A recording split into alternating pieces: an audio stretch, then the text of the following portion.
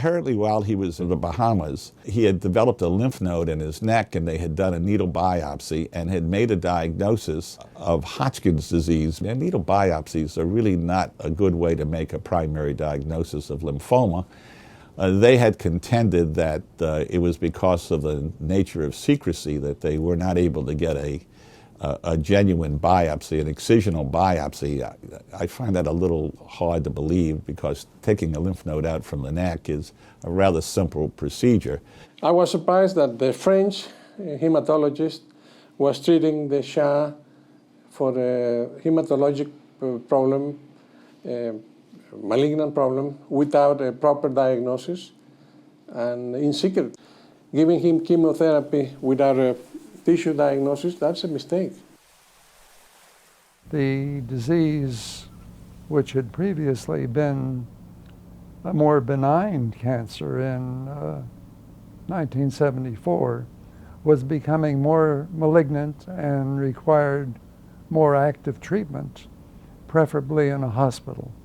They thought that he had a lymphoproliferative disorder and now a low-grade lymph malignancy of non-Hodgkin's variety, and now they thought he had Hodgkin's disease. Now, instead of being chronic lymphatic leukemia, had turned into a large cell lymphoma, which is a more dangerous and a disease with a much more serious outcome. Chronic lymphocytic leukemia is a type of cancer that starts with certain white blood cells in the bone marrow. These cancer cells travel from the marrow into the blood.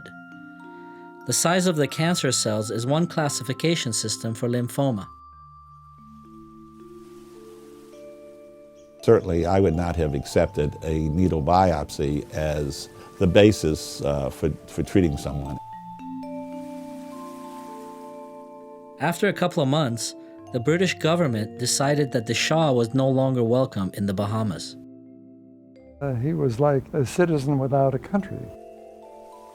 And with a lot of diplomatic maneuvering through David Rockefeller and through Henry Kissinger, the Mexican government and the President of Mexico, Lopez Portillo, agreed to have the Shah come to Mexico. But why Mexico? It was the closest destination to the U.S. That was a good place because they didn't need oil from Iran. They didn't have really any political interests in the region that were very important to them.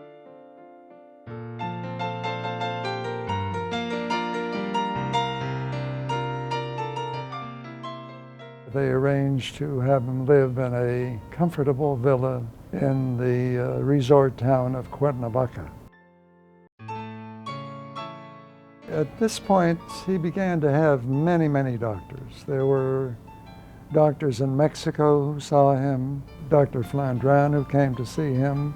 I think it was in the middle of October when somebody from the U.S. Embassy called me. There was an important fellow in Cuernavaca, and they were not giving me the name. They were just an important who had a problem with jaundice and abdominal pain. That was all I was told. And the American government, through David Rockefeller, sent down another doctor, a Dr. Benjamin Keene, an internist and a specialist in tropical diseases from New York.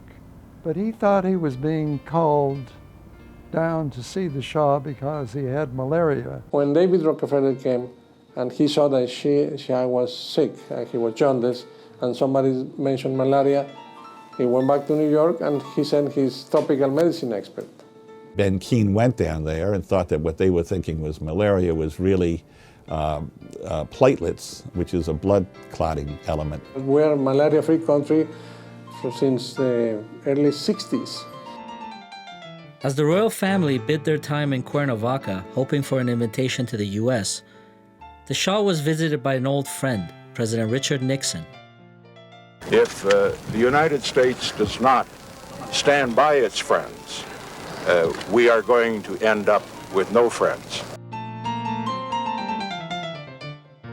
He had an obstruction in the liver or the common bile duct, probably due to a stone or due to malignancy. Well, that was the first time that there began to be a serious disagreement among the doctors. Dr. Keene is a parasitologist. He wasn't really a hematologist or an oncologist. I have no idea why a tropical medicine expert had anything to do with somebody with gallstones, but that's the way the politicians were handling the problem. The Queen's memoirs describe the arrival of Dr. Keene as the start of a period of diagnostic cacophony, which transpired into a chain of critical disasters. Dr. Keene, on the other hand, depicted the Shah as a difficult and secretive patient for refusing to provide blood samples and withholding critical information about his illness.